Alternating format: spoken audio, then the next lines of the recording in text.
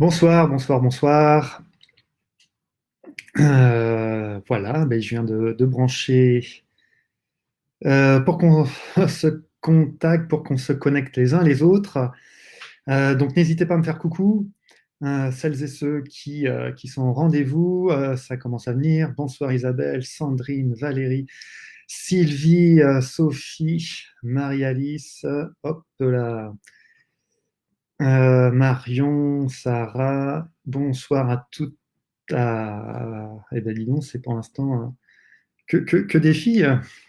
Les garçons, j'espère qu'on vous allez vous réveiller pour nous rejoindre aussi ce soir. Je laisse encore, comme d'habitude, quelques instants à tout le monde pour se connecter. Hum, euh, voilà. Arnaud, enfin un garçon. Voilà, super Arnaud. Bonsoir Myriam, content de vous retrouver aussi. Karim, voilà, deux garçons. Nickel, ça commence à arriver, je le vois. Florence nous rejoint, Jessica aussi, Fred, bonsoir, content d'être avec vous. Eh bien, plaisir partagé, Fred. Voilà, je ne sais pas si l'écran saute un peu. Jessica nous rejoint. Ouais, j'ai l'impression que l'image saute de temps en temps. Sophie, bonsoir, Girl Power. Ouais, c'est vrai qu'en ce moment, pour l'instant, une majorité de filles. Jessica est là. Je ne suis pas une habituée. Ben, c'est pas grave, Jessica, soyez la bienvenue. Même si vous n'avez pas suivi les lives précédents, il n'y a aucun souci.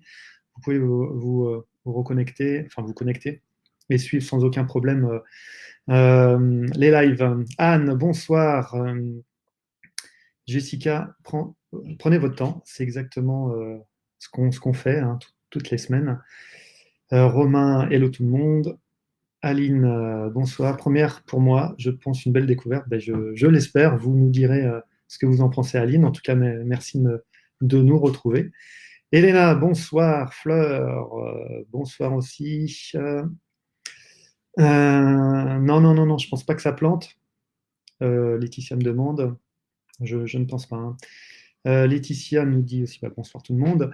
C'est juste qu'en ce moment, là, depuis hier en Bretagne, il y a une bonne tempête qui se prépare et puis j'ai l'impression que la connexion Internet est moins bonne que d'habitude. Mais bon, pas de problème, hein, il y a aucun souci. C'est comme si la nature savait que les hommes, les humains, allaient pouvoir sortir à partir du 11 mai et commence un peu à s'affoler. Alors pendant cette semaine, c'était plutôt le bonheur pour la nature. Voilà, je sais pas, c'est peut-être juste ça. Bonsoir, Sébastien qui nous rejoint, Sylvie aussi. Venant, d'accord, Guillaume qui m'envoie du monde, merci Guillaume. Aurélie aussi arrive. Soyez les bienvenus toutes et tous. Eh bien, on va commencer cela. Je pense que les personnes vont arriver au fur et à mesure. J'espère que vous allez bien. En tout cas, oui, je suis en Bretagne pour répondre à Jessica. Jusqu'à présent, on a eu cette semaine d'un temps de ouf. Donc bon, là, ça se gâte un peu, mais voilà, il y a pas de souci de ce côté-là. J'espère que partout ailleurs, il fait beau. En tout cas, voilà, merci de me retrouver. Je suis vraiment ravi de partager ce nouveau live ensemble. Alors, avant d'aborder le thème de ce soir, bonsoir Géraldine, un mot, voilà, Fred nous dit le concours. Voilà, un mot sur le concours. Eh ben, c'est simple, en fait, le gagnant ou la gagnante de ce concours aura l'opportunité, en fait, comment dirais-je, enfin, j'aurai même la chance d'accompagner cette personne pendant une heure, voilà, de faire une sorte de coaching d'une heure avec cette personne. Alors, j'espère que ça vous convient comme cadeau. Voilà, il y a toutes les modalités, tous les détails sur ce concours sur ma page pro Facebook. Donc, ça sera plus simple que si vous êtes intéressé d'y aller, plutôt que voilà que moi j'explique ce concours. Euh, je lis Maria Isabelle qui nous rejoint. Nous aussi, ça s'est gâté. Eh ben voilà. Bon, j'ai l'impression qu'un peu partout en France, ça se gâte. Donc voilà, le concours, la gagnante ou le gagnant, une heure de coaching seul à seul avec moi, voilà, pour continuer ce qu'on fait toutes les semaines. Donc, le concours durera une semaine. Ouais, c'est extrêmement simple, hein, évidemment. Et puis voilà, mercredi prochain, vers midi, je ferai un live rapide, hein, de 3 minutes pour vous lancer à la gagnante, le gagnant. Et Mathias, je l'ai eu au téléphone ce matin. Anne nous a rejoint. Bref, ça commence à venir de partout, c'est cool, merci. Donc voilà, il y a toutes les modalités, hein, sur ma page pro Facebook. Et puis, comme une bonne nouvelle arrive souvent avec une autre bonne nouvelle, voilà, je fais un peu le teasing aussi. La semaine prochaine, j'aurai l'immense honneur de co-animer le live avec un des plus beaux palmarès du sport français que j'ai eu la grande chance en fait d'accompagner pendant des années. Donc voilà, je dis pas encore son nom pour, euh, pour vous faire réfléchir un peu. Voilà, c'est une super belle personne et évidemment tous ensemble. Bonsoir Michel Ange, soyez le bienvenu.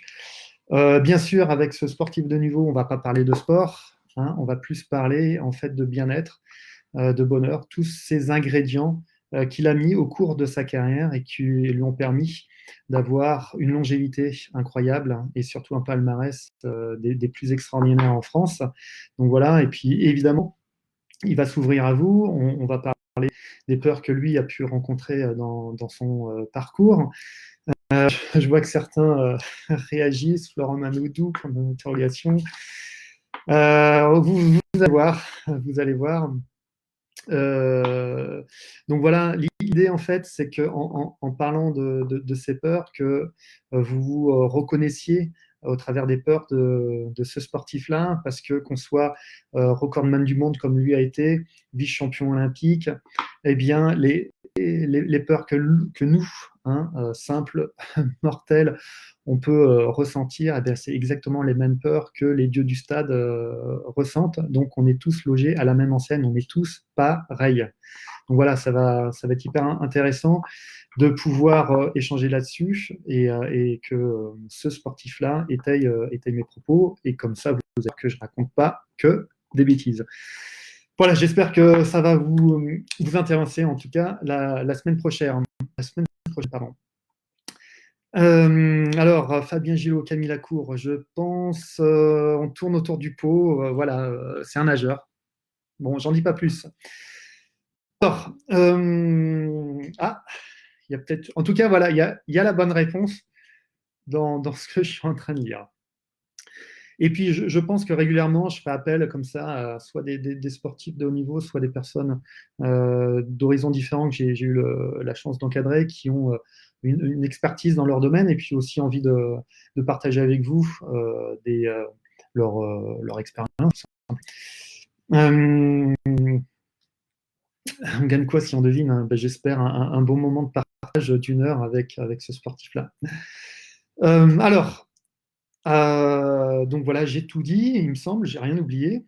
Donc voilà, on va bien sûr aborder le thème, hein, qui nous intéresse ce soir. Donc on est toujours dans la stratégie un peu qu'on a amorcée depuis quelques séances maintenant entre nous, de transformer en fait les idées et les pensées parasites en pensées davantage entraînantes, aidantes. Et donc voilà, la semaine dernière, on avait commencé à aborder le fait que voilà, il y avait deux parties de nous. Et voilà, et c'est tout à fait légitime et tout à fait normal, hein. C'est pas parce qu'on a deux parties de soi qu'on est schizophrène ou fou, hein, ça n'a rien à voir avec tout ça. Disons qu'on a une partie de soi, et on l'a vu, la partie réelle de soi, c'est le soi vraiment qu'on apprécie vraiment, euh, avec beaucoup de bienveillance, beaucoup d'amour. Et on s'est rendu compte à quel point voilà, on pouvait cultiver cet amour de soi. Et c'est vrai qu'on ne s'en rendait pas forcément compte. Et souvent, d'ailleurs, de vous à moi, quand j'accompagne les gens, il y a un moment dans la discussion, je demande aux gens s'ils aimeraient être quelqu'un d'autre, vraiment incarner quelqu'un d'autre. Donc ne plus être soi-même, mais être quelqu'un d'autre. Alors il y a des fois, on se dit, ah ouais, pendant une journée, voire une semaine, j'aimerais bien incarner une star, ou je sais pas moi, quelqu'un d'archi connu, quoi. Mais, euh, mais souvent, les personnes me disent, ouais, mais non, en fait, je suis bien, j'ai envie d'être moi-même, je suis bien avec moi-même. Donc, en fait, franchement, hein, de vous à moi, je sais pas ce que vous en pensez, mais là, en toute sincérité, je partage mon expérience. Euh, c'est extrêmement rare, pour pas dire jamais, que les personnes me disent, bah ouais, j'aimerais vraiment ne plus être moi et être quelqu'un d'autre. Et en fait, quand les personnes me disent, bah non, en fait, j'ai pas envie d'incarner quelqu'un d'autre que moi, mais déjà, c'est se rendre compte à quel point bah, on a déjà cette culture de l'amour en soi et on s'en rend pas forcément compte. Donc, rien que le fait de se dire ça, posez-vous la question, hein, moi j'en sais rien, mais en tout cas, posez-vous la question. Je souris parce qu'il y a une remarque qui me fait bien marrer. Ça ne peut pas être Manoudou parce qu'il ne tiendra pas dans le même écran que moi, oui, effectivement. Donc, voilà, tout ça pour vous dire que oui, il y a une part de nous qu'on affectionne tout particulièrement. Et bien sûr, c'est cette partie-là qu'on va davantage cajoler, couver, d'accord, dans ces séances entre nous. Et puis, on a vu qu'il y avait une deuxième partie de soi qui est une pure invention quelque part, une pure interprétation, perception de nous-mêmes. Et cette partie de soi, hein, cette interprétation, c'est vrai qu'on l'apprécie un peu moins. C'est souvent quand bah, on se dénigre un peu, quand on se mésestime, quand on se punit. Voilà, c'est vrai qu'on a développé un peu cet autre moi. Et c'est vrai, on va pas se le cacher que cet autre moi prend souvent le pas, le dessus sur le moi en fait personnel qu'on aime profondément. Pour quelle raison? Lily Rose, bonsoir. Pour quelle raison? Eh bien, tout simplement parce que cet autre soi, hein, cette interprétation de soi, eh bien, naît, j'ai envie de dire, hein, pour faciliter les choses, hein, avec notre culture, avec notre éducation. Et comme bah, cette culture et cette éducation, bah, on vit avec, c'est sûr qu'on aura plus tendance à davantage nourrir cette partie de soi. Donc, l'idée de nos échanges, c'est de prendre un peu de hauteur et se rendre compte qu'effectivement, on met en place des stratégies, des comportements qui ne sont pas forcément ceux qu'on aurait choisis s'il n'y avait que son moi réel, celui qu'on apprécie réellement. Et donc, du coup, prendre cette hauteur-là est hyper prépondérante, hyper importante pour se rendre compte bah, des limites qu'on s'impose et surtout bah, se dire, bah, tiens, mais quel comportement je pourrais mettre en place qui soit beaucoup plus aidant dans ma vie personnelle. Hop, je lis un peu ce que vous me dites. Alors, n'hésitez pas à intervenir, hein, bien sûr, hein, sur ce que je viens de dire. Hein. Encore une fois, loin de moi l'idée d'avoir la science infuse. J'ai besoin de vos commentaires pour moi grandir aussi, et puis pour vous, hein, les uns les autres, continuer à discuter. Donc, on avait commencé à voir, et c'est ce qu'on va voir hein, en fait quand on prend un peu de hauteur, c'est que on va aussi envisager tous les comportements, toutes les causes en fait qui font qu'à un moment donné on se limite dans la manière dont on se perçoit, dans nos choix, même dans nos capacités. D'accord? Je lis un peu ce que vous m'avez. Voilà, j'aurais peur d'être quelqu'un d'autre. Oui, effectivement. Génial. Bon, voilà. Ça fait toujours plaisir de lire ça. Merci Karine. Je ne sais pas pour qui c'est, mais voilà, je le prends pour ce qu'on est en train de dire. L'inaccessible, on se le fabrique soi-même. C'est exactement ça. Donc voilà, on va maintenant se poser les questions sur tout ce qui nous limite dans notre fonctionnement personnel pour pouvoir apporter des réponses bienveillantes et beaucoup plus salutaires pour nous. Donc, la première des choses qu'on avait abordées la semaine dernière, c'était le fait que on court derrière quelque chose, une quête en fait de la perfection. Et souvent, cette course à la quête de la perfection est plus néfaste pour nous que positive. Et en fait, c'est pour ça que je préférais commencer par la quête de cette forme de perfection, d'idéal, parce que d'expérience, je me rends compte qu'il y a beaucoup, beaucoup de gens en fait qui tombent en fait dans ce panneau. Et oui, je lis Aline, manque de confiance en soi, ça c'est clair, et on le verra après ce chapitre. Euh, En tout cas, voilà, la quête de la perfection, pourquoi je l'aborde souvent? Parce qu'elle concerne, je pense, beaucoup, beaucoup de personnes, et beaucoup plus qu'on ne le pense. Et souvent, les comportements qu'on met en place dans notre vie professionnelle, personnelle, sont souvent en lien, enfin davantage professionnels, quand même, on va dire, sont beaucoup plus en lien avec cette quête un peu de la perfection. Et voilà, prendre un peu de hauteur, comme on disait, pour s'en rendre compte à quel point ce qui nous guide, c'est pas forcément nous, mais voilà, c'est voilà, toujours mieux faire, en fait. Euh, et en fait, quelque part, c'est légitime aussi de ressentir ça. Pour quelle raison? Eh bien, et là je vais parler du système scolaire. Alors évidemment, loin de moi l'idée de critiquer le corps enseignant, les profs, les instits. C'est comme dans tout métier, il y a des bons, il y a des pas bons. Hein. Moi, mon métier d'accompagnant, de préparateur mental, il y en a des bons, il y en a des pas bons. Je veux dire, donc, j'ai pas incriminé les profs. Je pense qu'ils font, la grande majorité, ils font le mieux qu'ils peuvent avec les moyens du bord. Donc c'est pas ça du tout le thème, hein, bien sûr. C'est plutôt, si je devais critiquer quelque chose, hein, et là je vais être vraiment sincère avec vous, c'est plus sur le système éducatif en tant que tel, plutôt que ceux qui l'utilisent, les profs, les instituts. Hein. En gros, un des systèmes que moi, bah, j'avoue que je suis dubitatif sur l'intérêt, ce sont les notes, tout simplement. Et on en parlera bien sûr, parce que les notes, ça revêt beaucoup de choses derrière tout ça, on ne se rend pas évidemment compte. Mais la première des choses, c'est, voilà, on imagine, on se replace un peu dans quelques années en arrière, même pour moi quelques décennies, hein, quand j'étais tout gamin. Quand on était à l'école, quand on recevait par exemple un 12 ou un 13 à l'école, voilà, on nous incitait plus à la note suivante à avoir mieux qu'un 12 ou un 13. On imagine, on a un 13, bah, on aimerait en fait obtenir un 14.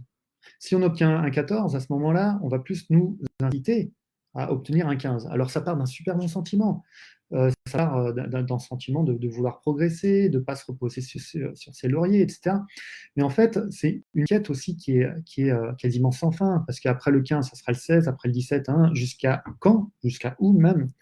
Jusqu'à souvent obtenir ce qui symbolise la perfection, c'est le 20 sur 20.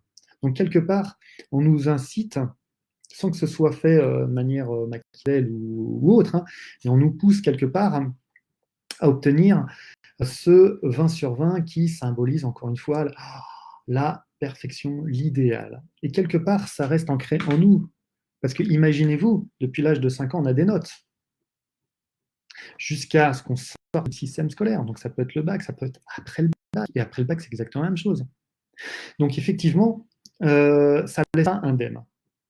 Et, et je prends juste le temps de lire ce que vous me dites. Voilà, ça nous dévalorise. Jessica nous met, ça peut nous dévaloriser, ça peut nous stimuler, mais je pense que sincèrement, oui, ça peut nous stimuler parce que quand on nous dit bah, vous êtes 13, c'est cool, vous pouvez atteindre au moins minimum un 15, oh, c'est stimulant, j'ai déjà une bonne note et je peux atteindre encore une meilleure note, c'est vraiment stimulant. Mais au bout d'un moment, qu'est-ce qui se passe? Est-ce qu'on atteint le 20 sur 20 dans la vie de tous les jours? J'entends pas sur une note. Bien sûr que non. Pour quelle raison? Ben, parce que par définition, la perfection, ça n'existe pas. Donc on court après quoi? On court derrière quelque chose qui n'existe pas. Donc on veut atteindre un objectif qui n'existe pas. Vous vous rendez compte à quel point ça génère chez nous de la frustration? On court après quelque chose qu'on ne peut pas atteindre. Donc au bout d'un moment, ça use, ça nous fatigue. Et au bout d'un moment, bah, ça crée la frustration, laisse place à l'énervement, à la colère de jamais pouvoir atteindre quelque chose. Et ça, il n'y a rien de plus limitant à moyen long terme. Autant, peut-être que dans une partie de sa vie, ça peut être stimulant, et je vous garantis, en tout cas, selon mon expérience, qu'à moyen long terme, c'est hyper contraignant, hyper fatigant, usant nerveusement. Voilà, je lis. Fred nous dit, bah ouais, toujours plus, toujours plus, toujours plus. Exactement, c'est ça. C'est jamais assez bien. Ouais. Alors, en gros, le cerveau va le traiter comme ça. Sylvie nous dit, c'est jamais assez bien. Peut-être que de la part du corps enseignant, c'est pas dit comme ça. Simplement, notre cerveau, lui, il va le transformer comme ça.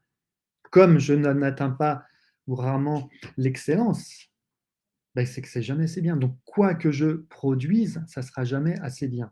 Donc, c'est pour ça qu'à un moment donné, c'est frustrant et c'est limitant. Et comme disait Jessica, ça nous dévalorise. Oui, effectivement. Aline nous dit même les très bons élèves se font rentrer dedans quand ils ont une note plus basse que d'habitude. C'est du gros n'importe quoi. Alors, souvent, on peut arriver à, oui, à des états comme ça, selon les études, effectivement. Voilà, en tout cas, je ne pense pas que ça soit la meilleure des manières comment dirais-je, de nous apprendre à qui on est, etc. Alors, bien sûr, tout ça, on en parlera. Marie-Cécile, je suis tout à fait d'accord sur les notes, quête sans fin. Oui, c'est exact. Alors, hein, bien sûr, vous n'êtes pas obligé d'être d'accord avec ce que je dis, hein, c'est juste une expérience. Karine, oui, c'est exact, et c'est comme ça que les failles sont très mal vécues, effectivement. Hein. Et franchement, moi, je vous dis, voilà, ça ne concerne pas que les mauvais élèves, hein, ceux qui ont eu des mauvaises notes, évidemment. Bon, quand on parle de perfection, on en est loin. Et je parle même des bons élèves, hein, comme vous le disiez là, un instant. Euh, les bons élèves, hein, mine de rien, ils s'approchent quand même de l'excellence, mais ça pose aussi énormément de pression pour eux, parce que j'en ai encadré beaucoup, hein, des personnes qui ont des super diplômes, et à vivre au quotidien, de jamais pouvoir se relâcher, parce que voilà, c'est toujours plus. Même pour les personnes qui ont beaucoup plus de facilité intellectuelle à apprendre, à emmagasiner des données, c'est extrêmement contraignant. Hein. Il n'y a pas que pour les personnes moins fortes à l'école. Donc Aline nous dit, ça met aussi dans les cases, effectivement, et c'est comme ça qu'on se conditionne. Mondialisation, élitisme, on en vient à ça. Alors, bien sûr, tout ça, progressivement, on va en parler, parce que ça forme un tout. Okay, mais étape par étape. Hein. Arnaud nous dit la dictature des notes présente partout aujourd'hui. Une note ne nous définit pas. Ça, c'est hyper important de le dire. Effectivement, effectivement. C'est ce qui est le plus important. Et ça, on le dira aussi. Les notes ne nous définissent pas. Un statut social ne nous définit pas. Je ne suis pas un manager dans ma vie. Je ne suis pas un sportif de haut niveau tout le temps. Ça fait partie de moi, mais c'est pas voir au travers de ça, c'est extrêmement limitant et problématique parce qu'une fois qu'on n'a plus ce statut ou une fois qu'on n'est plus sportif de niveau, quoi, il y a tout qui s'effondre. Donc ça, c'est extrêmement délicat. Ça crée beaucoup plus de peur qu'on ne le croit. On en parlera aussi hein, progressivement de tout ça. Quid dans le sport de haut niveau, la recherche de la perfection au quotidien? Oui, effectivement, Romain, c'est quelque chose, c'est pour ça que j'en parle, qui est extrêmement contraignant et on a l'impression que plus on va maîtriser les choses et plus on aura de chances comment dirais-je, de réussir. Effectivement, oui, c'est pas con hein, en théorie, bien sûr. Plus je vais contrôler les choses, plus on va se dire, plus je vais être performant. Ouais, en théorie, mais en pratique, ça ne marche pas à moyen, long terme. Ça peut marcher à court terme, et je pense que la semaine prochaine aussi, on évoquera tout ça avec justement le sportif de haut niveau. Mais, euh, mais non, en fait, et je suis vraiment sincère avec vous. Moi, quand j'ai commencé mon métier, mon premier métier, c'était entraîneur sportif. Donc, j'étais un tout jeune gamin. Hein. J'ai commencé à entraîner, je sais pas, je devais avoir 23 ans. Et quand les sportifs que j'encadrais réalisaient une gestuelle que j'appréciais à 90%, bah, pourquoi je focalisais mon attention? Tout simplement sur les 10% manquants. Le relou, hein, vous pouvez le dire, il n'y a aucun souci de ce côté-là. Ouais, ouais, ouais, le gros relou. Le mec qui cultive cette insatisfaction. Et évidemment, je ne me rendais pas compte à quel point ça pouvait, quelque part, au bout d'un moment, démotiver, même si on s'entendait bien, c'était contraignant, c'était relou, ouais. On peut pas le dire. Et une fois que j'ai compris tout ça, je me suis davantage intéressé à ce que les sportifs faisaient bien à 80-90%, mais ça a été une révolution pour moi, parce que s'intéresser à ce que les personnes font bien, ça renseigne beaucoup plus sur leur stratégie de réussite. Ça motive davantage que tout le temps montrer du doigt ce qui ne va pas, ce qui ne va pas ou ce qui peut être améliorable. C'est extrêmement limitant. Combien de fois on est entre nous là, on est vraiment sincère, combien de fois à l'école, par exemple, on vous a dit vous avez eu 13. Comment avez-vous fait pour obtenir déjà cette note-là? Combien de fois on nous a posé la question du comment? Comment avez-vous fait pour déjà eu ce niveau de performance? Parce qu'un 13, c'est quand même assez performant. Combien de fois on nous l'a dit? Est-ce qu'on a plus entendu des phrases comme pourquoi t'as pas eu mieux? T'as eu 14, je pense que tu aurais pu obtenir un 15. En fait, la grosse différence, c'est que quand on commence à questionner la personne sur le comment tu as obtenu un 15, ça renseigne sur la stratégie aussi, c'est que la personne va commencer à réfléchir, qu'est-ce que j'ai mis en place pour atteindre déjà ce niveau? Donc c'est une sorte d'introspection qui est vachement plus intéressante, qui est vachement plus constructive, hein, plutôt que pourquoi t'as pas eu mieux? Ou la moyenne de la classe, c'était combien?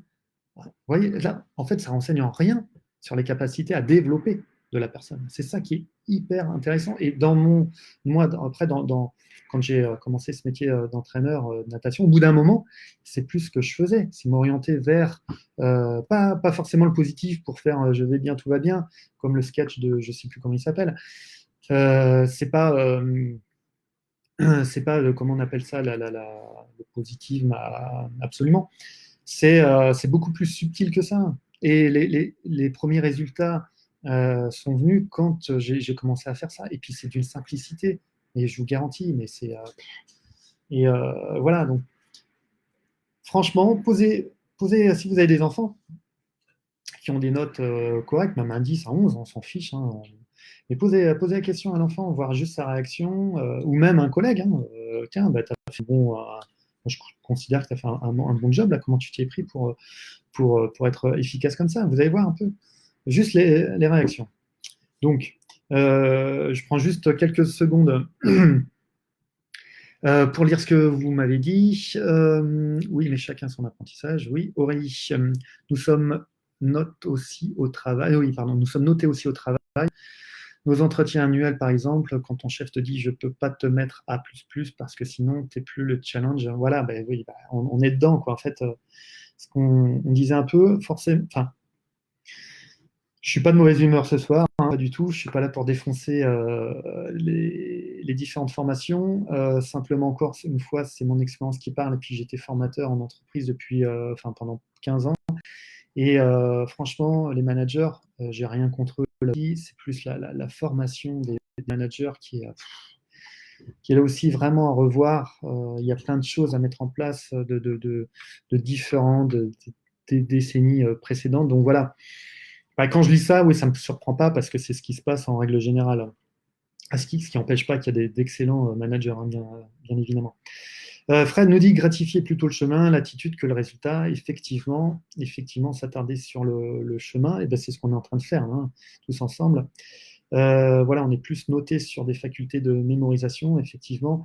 Tout ce qu'on est en train de dire, justement, ça me fait penser au livre que j'avais écrit parce que je parle justement des intelligences en fait sur lesquelles nous sommes notés, jugés même durant notre parcours scolaire. Et puis on se rend compte qu'il n'y en a pas beaucoup.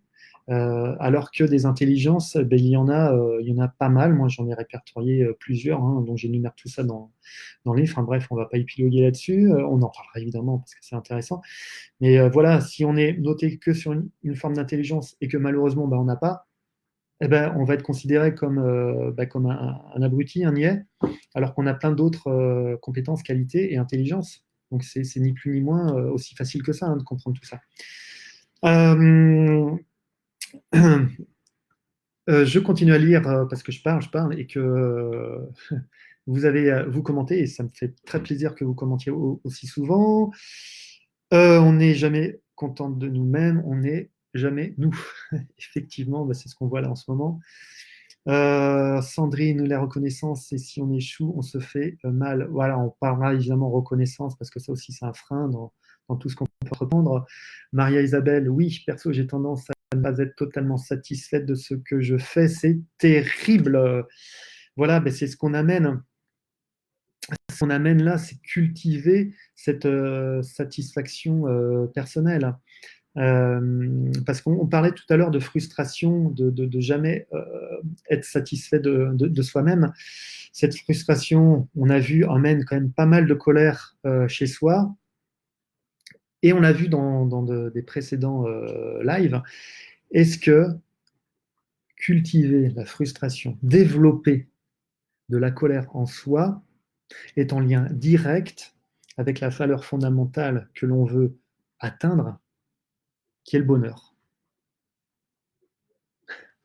Je vous pose la question, je connais évidemment la réponse. Non, bien sûr que non. En quoi la colère interne, en quoi la frustration nous amène sur le chemin du bonheur? En rien. Et le pire dans tout ça, c'est qu'on a vu que chaque émotion, chaque état interne, euh, est une énergie. Okay, la frustration, c'est une énergie. La colère, c'est une autre énergie. Et quand on cultive ça à l'intérieur de soi, bien sûr qu'on diffuse ça en nous. Donc imaginez-vous si pendant X temps, on est rarement satisfait de soi. On est toujours là à se dire ouais, mais j'aurais pu mieux faire, ou ouais, mais machin. C'est une frustration chronique qu'on diffuse dans son corps. Donc je vous laisse imaginer les dégâts que ça peut produire. Hein, c'est une sorte de poison qu'on s'injecte soi-même dans notre organisme. Donc c'est une inutilité, et bon, je fais exprès de vous dire ça pour que ça choque un peu. Alors que bien sûr, quand on cultive de la satisfaction personnelle, qu'est-ce que ça engendre? Ben oui, ça engendre cette énergie-là qu'on diffuse dans notre corps, de la satisfaction.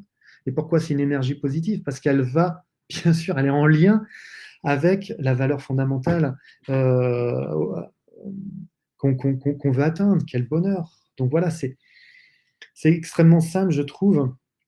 Enfin, quand on a cette image-là en tête, c'est beaucoup plus simple. En tout cas, pour moi, ça m'a vachement aidé de dire, bah oui, je suis bête. En quoi je merdis de développer de la satisfaction personnelle? Voilà, ça c'est la question. Euh, Sébastien nous dit, alors j'ai peut-être raté d'autres messages, hein, je suis désolé. Oui, la bienveillance doit être étudiée à l'école, je suis entièrement d'accord. Effectivement, on abordera ça aussi. J'ai raté quelques messages. Alors mince, voyons. J'étais en colère et jalouse, d'accord. Je reprends un peu vos messages. Céline, j'ai une ado qui, même à 19, reste toujours frustrée malgré le fait qu'on lui rappelle. Oui, c'est tellement ancré. C'est clair, c'est vraiment ancré en nous. Euh, alors attendez, là, j'ai parlé un peu trop longtemps, j'ai raté pas mal de vos messages, j'en suis désolé, mais je pense qu'on abordait dans cet élan. En Chine, la notation sociale, un fléau qui a des impacts forts sur la vie des gens, accès aux écoles. Voilà, là, il y a des fois dans certains pays, là, le Japon, pas même en France, hein, dans les études supérieures, même la formation pour être médecin, ça devient un peu du. J'ai encadré des personnes là-dedans, ça devient un peu du n'importe quoi. Lubin nous dit chacun de nous avons plusieurs rôles et en effet, chacun de nous définisse pas un rôle de père-mère, pour certains, un rôle d'amant, un rôle de manager, un rôle de sportif. Effectivement, on a plusieurs états de soi comme ça à mettre en place dans notre vie. Nous ne sommes pas qu'une seule chose, hein.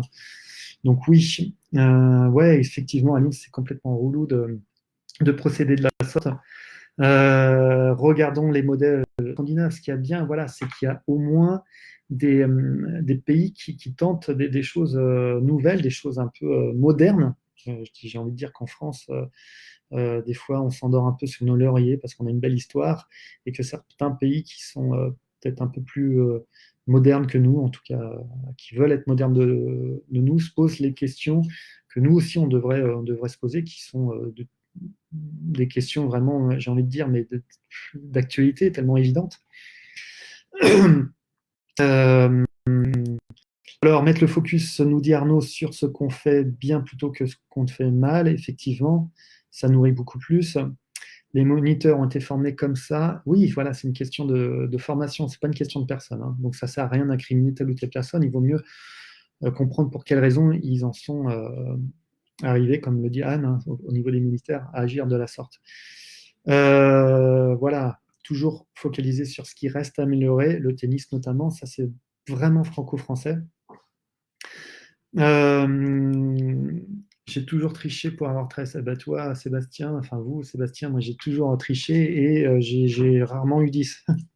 Donc, franchement, tricher, c'est une forme d'intelligence aussi, hein. Je tiens à le souligner. C'est un prof qui m'avait sorti ça. Et je dis, tiens, il n'est pas con, lui. Aline, mais on est tellement formaté comme ça, je suis désolé, je répète, ce mot et schéma sur mes enfants. Oh, pardon, ah oui, oui, oui. On peut s'en sortir, franchement, on peut s'en sortir. Hein, Aline, parce que voilà, en fait, le formatage, hein, c'est nous avant tout qui nous le crée, donc on peut s'en sortir.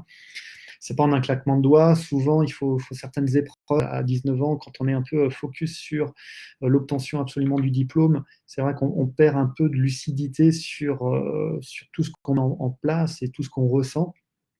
Des fois, il faut aussi expérimenter tout ça et forcément agir quand on sent qu'il y a quelque chose qui fonctionne, qui pourrait être améliorable chez une personne. Il faut aussi faire les expériences. Voilà, je sais que c'est des fois douloureux de laisser les personnes comme ça, mais c'est pas, ça fait partie aussi de l'apprentissage. Voilà. Anthony nous dit, Thomas, mes enfants sont dans le salon, tu peux parler moins fort. Effectivement, il y a, si ça peut aider. Muriel, bonne note pour satisfaire. Ouais, ouais, ouais, bien sûr que ouais, on fait beaucoup de choses en fait, non pas pour nous, mais pour ne pas décevoir avant de satisfaire, pour ne pas décevoir, ça c'est clair. Donc c'est prendre conscience de tout ça. C'est pour ça que les échanges, comme on fait, sont prépondérants, sont hyper importants. Donc merci Muriel pour ce commentaire très judicieux. À l'école, comme on m'a demandé, comment j'ai eu. Ah oui. Euh, je réfléchissais. Aline, l'importance de valoriser l'effort et pas l'intelligence. Oui, effectivement, ça serait bien aussi, ça. Effectivement, Aline. Sylvie nous dit, j'ai jamais pensé à demander à ma fille comment elle avait eu 12 et 13. Ah bah, c'est l'occasion, Sylvie. Juste voir. Voir même sa réaction. Elle va dire, bah, c'est bizarre, cette question. Et puis vous nous direz, hein, Sylvie. Voilà, idem au travail. Oui, Danny Boone, je vais bien, tu vas bien, c'est ça. Merci Sébastien. Comment valoriser sa singularité? Ben, c'est évidemment ce qu'on est en train de faire au travers de tous ces lives, c'est prendre conscience que nous ne sommes pas un formatage, nous sommes singuliers car nous sommes tous uniques, ok, nous sommes tous différents, et c'est ça qui est hyper important. Au fur et à mesure, voilà, on va découvrir tout ça. Alors, Florence nous dit, c'est clair que la reconnaissance ne passe pas forcément par les notes, notamment au travail. Oui, effectivement, chacun son talent. Sandrine, oui, tout est dans le livre, très bien. Le clic pour moi, ah ben voilà, ben très bien. Si le livre sert à certains d'entre vous, certaines d'avoir un déclic, voilà, moi je suis le premier ravi. Il est fait pour vous, hein, ce livre. La reconnaissance est par soi-même, ouais, Jessica, ça c'est le plus important. Et on va renforcer tout ça avec nos interactions là. C'est quoi finalement la réussite? Pareil, évidemment, je pense on en parlera la semaine prochaine, je pense, avec, j'allais prononcer son prénom, avec celui qui va nous accompagner. À chacun ses compétences, nous dit Florence, ce qui est important, c'est la valeur du couple, les valeurs humaines, il faut composer avec chacun. Oui, effectivement, c'est des rôles sages. Fleur nous dit, pas toujours évident de féliciter les gens, ne sont pas habitués et doutent de... Oui, effectivement, dès qu'on félicite quelqu'un, on attend à quoi? Quand on dit c'est bien, en général, on s'attend à quoi? Ben, le fameux mais, hein. Et donc, on s'attend déjà à entendre, oui, mais là, ça va pas, ça va pas, ça va pas. Donc, effectivement, on est sur la défensive quand on commence à entendre des félicitations, parce que, voilà, on préfère être sur la défensive pour pas être surpris ou être déçu d'entendre après, mais ça va pas, mais ça va pas, mais ça va pas. Donc, oui, c'est clair. Après, il y a des, comment dirais-je, des méthodes en fait de communication qui sont hyper efficaces, hein, pour justement faire passer des messages comme ça. Enfin bref, on ne peut pas tout voir ce soir, mais on en reparlera en tout cas. les bons élèves, on les oublie souvent à l'école. L'épanouissement total intérieur. Jessica, oui, corps, esprit, et effectivement, les notations en chiffres ou en lettres au travail pour les entretiens annuels, c'est réducteur et ça permet de justifier les promotions. Effectivement, les notations, que ce soit en chiffres ou en lettres, c'est exactement la même chose. L'impact reste le même. Voilà, ça nous bouffe de l'intérieur. C'est bien là mon premier. Bon. Très bien, ben merci en tout cas pour tous ces messages. Alors, je lis juste, Pierre, est-ce que je découvre la question en même temps que vous? Est-ce que certaines personnes ne se complaisent pas dans certaines situations et n'accéderont jamais au bonheur, mais peuvent quand même vivre dans une plénitude? Euh, Si elles vivent quand même dans une plénitude, c'est une forme de bonheur. Peut-être que juste la plénitude, hein, c'est juste le bonheur. Encore une fois, tout est une question de, j'ai envie de dire, de définition. Et que déjà vivre en plénitude, mais si moi je serais tellement heureux qu'il y ait quasiment 70 millions de Français qui vivent en plénitude, ça serait tellement génial.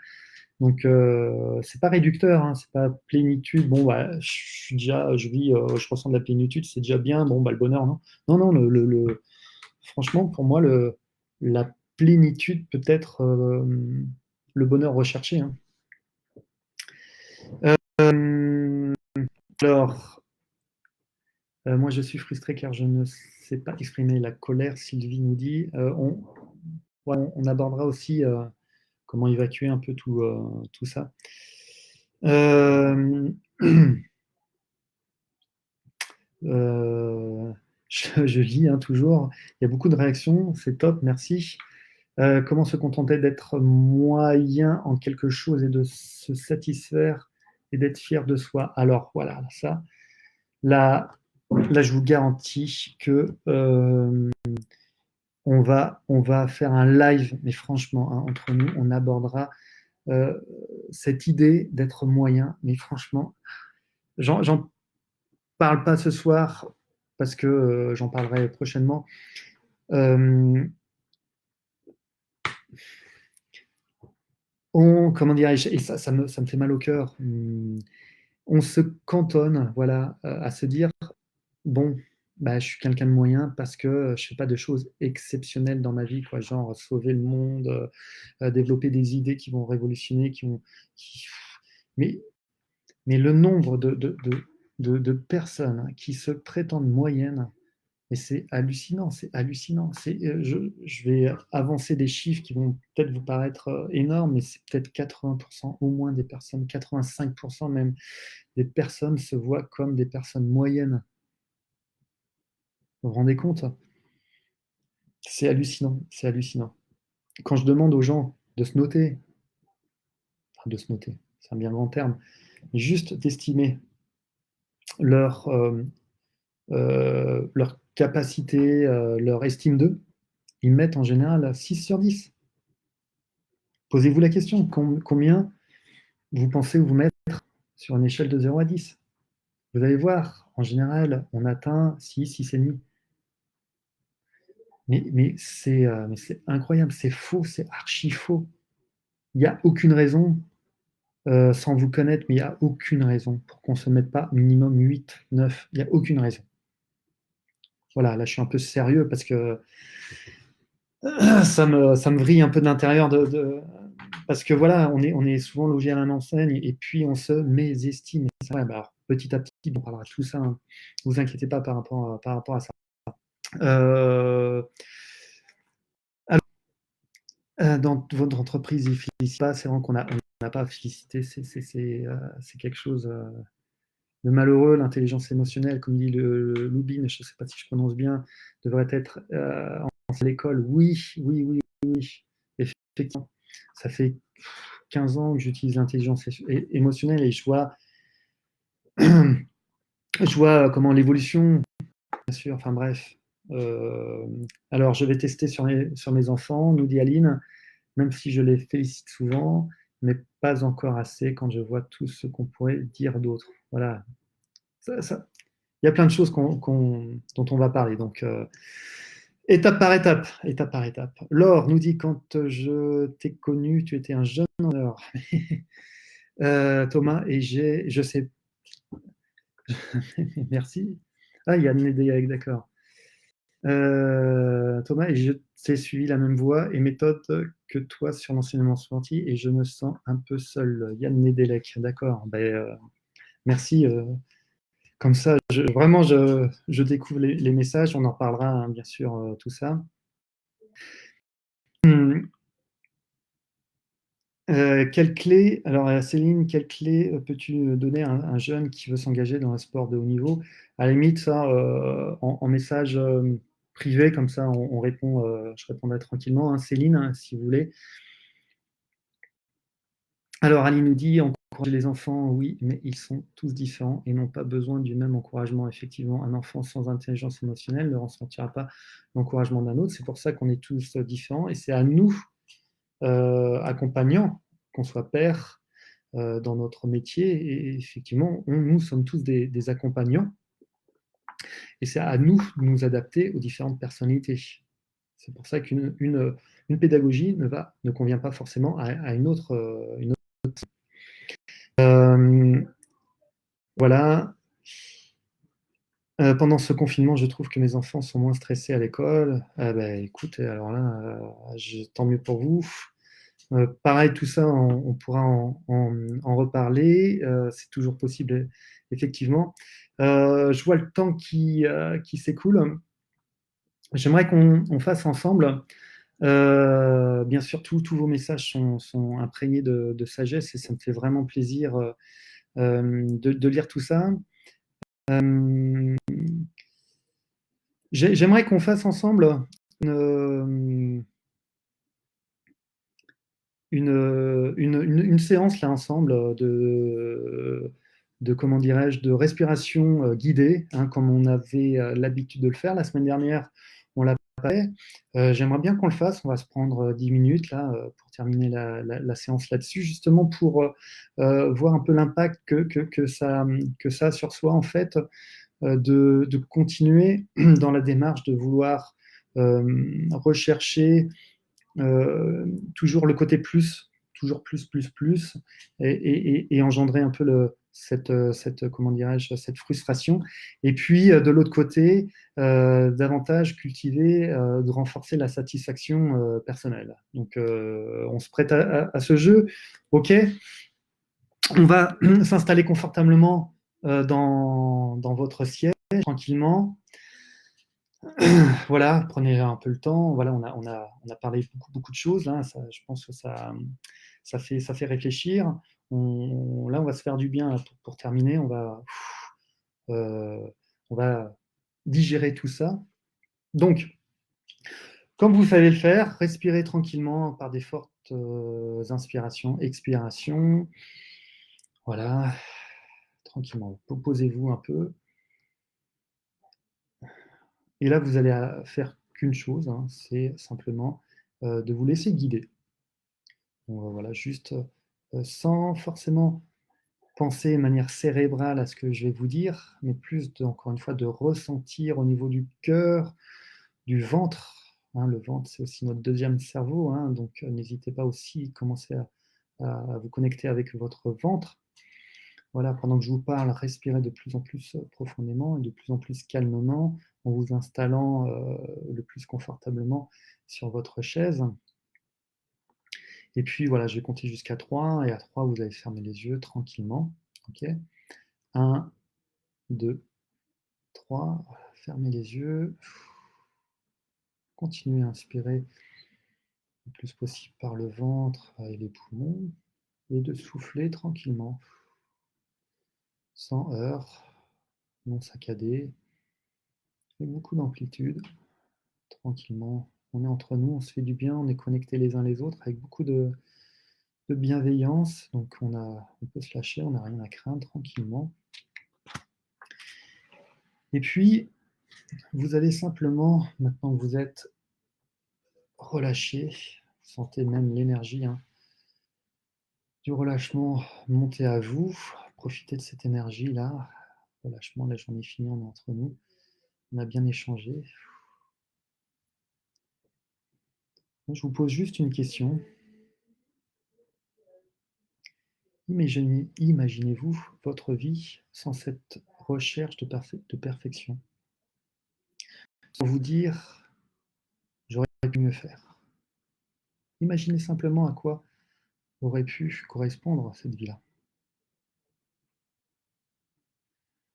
Ressentez tout ça à l'intérieur de vous.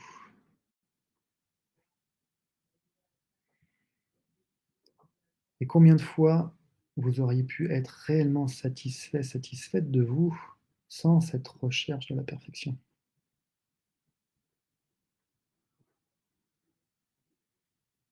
Ressentez tout ça, ressentez dans le corps, ressentez dans le cœur tout ce que ça provoque en vous. Et imaginez-vous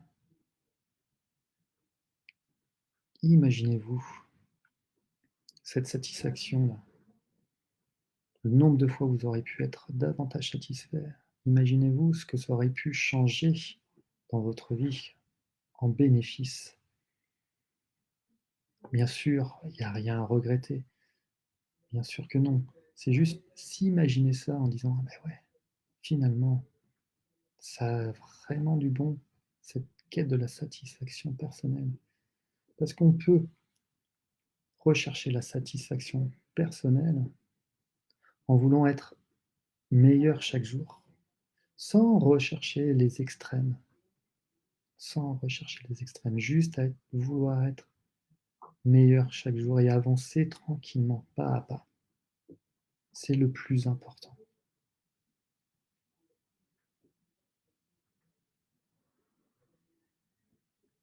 Continuez à respirer tranquillement et ressentez tout ça.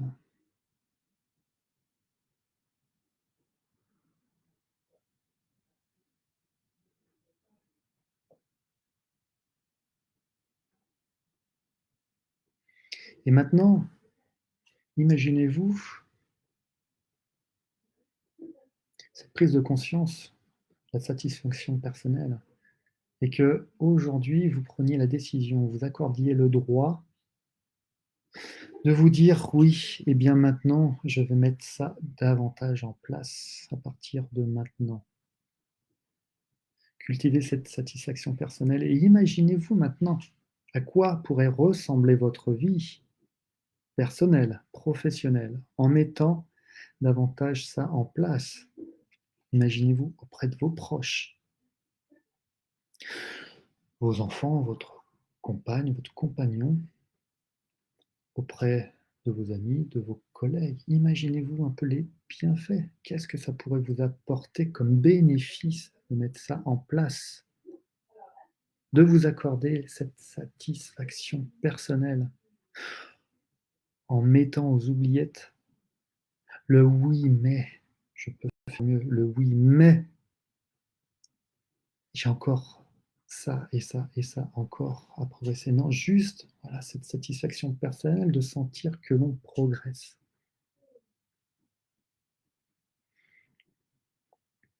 Et de s'autoriser le droit même de se concentrer, de se focaliser sur cette progression plutôt que tout le chemin qui pourrait éventuellement rester à parcourir.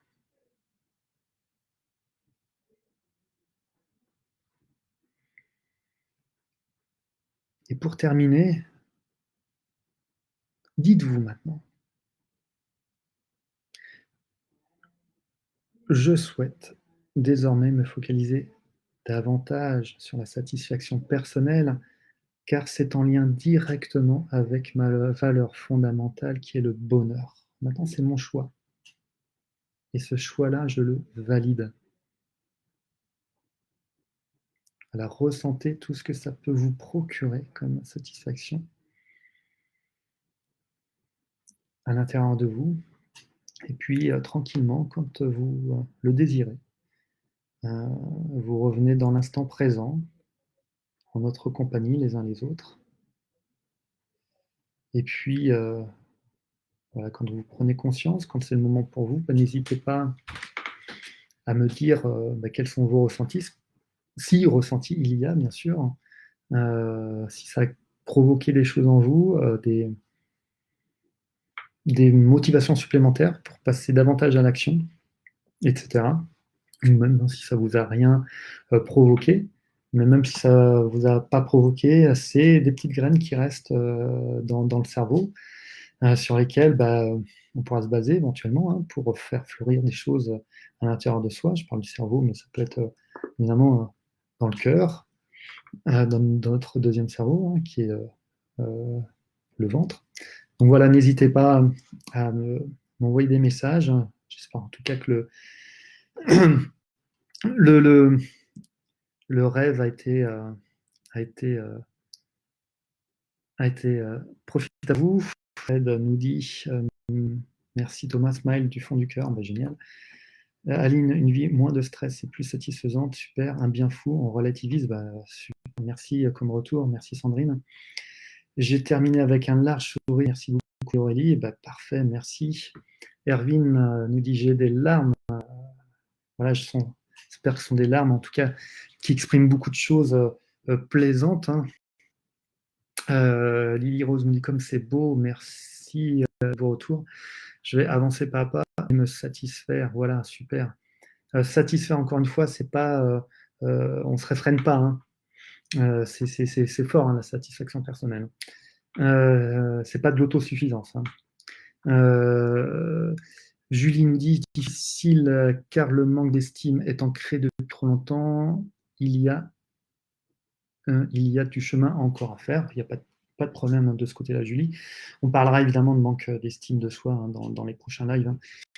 Osina, libéré du poids du regard des autres, je ressens que je suis libéré d'attendre ou d'espérer leur validation avant de... super, Osina, merci beaucoup pour ce retour. Hein. C'est génial, même hein, qu'on puisse partager là-dessus et que les uns les autres se rendent compte qu'effectivement, voilà, c'est des choses simples qu'on peut mettre en place qui font tilt. Hein. Donc super, merci Osina.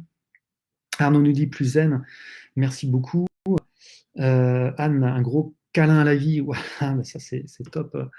J'aime ça, ce genre de commentaires. Tous vos commentaires évidemment, mais les phrases comme ça, j'aime beaucoup. C'est simple, hein, un gros câlin à la vie. Mais oui, bon sang. Merci, nous dit Valérie. Merci de me suivre. L'être et non le paraître, nous dit Karim. C'est exactement ça. Exactement ça. Merci Thomas, ça fait un bien fou, nous dit Susanna. Guillaume, mon vainqueur, que je renvoie à Guillaume. Aurélie, je prends conscience que depuis une petite année, je me rapproche de cette satisfaction permanente. Reste maintenant à construire la suite. Voilà, tranquillement, pas à pas. D'accord. Céline, une réflexion profonde qui fait du bien. Merci Thomas. Merci à vous Céline de ce retour. Léonie nous dit bravo Thomas, ton livre est super. Merci beaucoup, ça me touche profondément, tout particulièrement. Lily Rose, merci Thomas pour ta présence. Merci à vous de votre présence, à tous. Hein. Mélissa nous dit merci Thomas. Si je ne sors pas avec la grosse tête ce soir, ça sera un exploit. Sophie, merci pour toutes ces belles réflexions et ta bienveillance. Merci de vos retours. Hein. Ça me fait chaud au cœur. Sébastien nous dit beaucoup de stress en moins à l'idée de ne pas se faire attraper par l'instinct, mais c'est du passé maintenant, effectivement. Voilà, donc vous voyez, ce sont des choses en fait qu'on fait ensemble. Alors effectivement, c'est plus facile ensemble. N'hésitez pas à reproduire tout ça. Je pense que même si ça aura moins d'impact, on ne va pas se mentir, hein, le faire, ce genre de séance seule, d'accompagnement, c'est un poil plus délicat. Par contre, il n'empêche que ça contribue à enfoncer une sorte d'ancrage. Donc, franchement, continuez, n'hésitez pas. Là, on l'a fait en 10 minutes, quelque chose comme ça. Moi, j'aurais pu le faire en une demi-heure et pourquoi pas le faire hein, dans des prochains lives si vous le souhaitez. Il hein, n'y a aucun souci. À partir du moment où voilà, on continue, hein, on contribue à se faire du bien les uns les autres, il n'y a aucun souci de ce côté-là.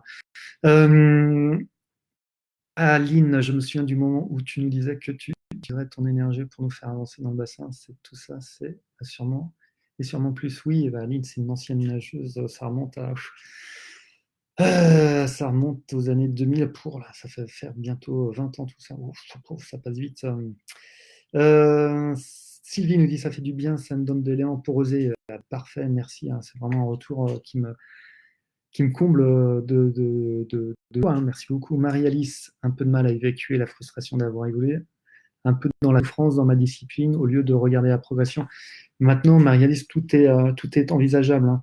On peut se reprogrammer, franchement, il n'y a aucun souci de ce côté-là. Voilà, le passé appartient au passé, il y a des choses qui ont été faites. Maintenant, c'est comment faire pour rebondir sur ce qui s'est passé, voilà, pour ne pas reproduire ce genre de schéma, déjà pour soi, pour notre environnement. Donc voilà, c'est aussi les plus belles, moi je vais vous dire, hein, Marie-Alice, les plus belles surprises, je les ai eues de personnes comme vous, hein, ce que je peux lire, qui ont eu du mal à vécu les frustrations d'avoir évolué un peu dans la souffrance, dans une discipline, et qui prennent ça plutôt comme une envie de ne plus subir, vous voyez, plus subir ça, mais plutôt se dire, voilà, à quoi ça sert en fait, à moyen terme, de subir. Ben, on se pénalise soi-même. L'environnement, il s'en fout en fait, hein, mais c'est soi-même. Donc, pour la prise de conscience, c'est ben, on peut stopper, même si c'est facile à dire.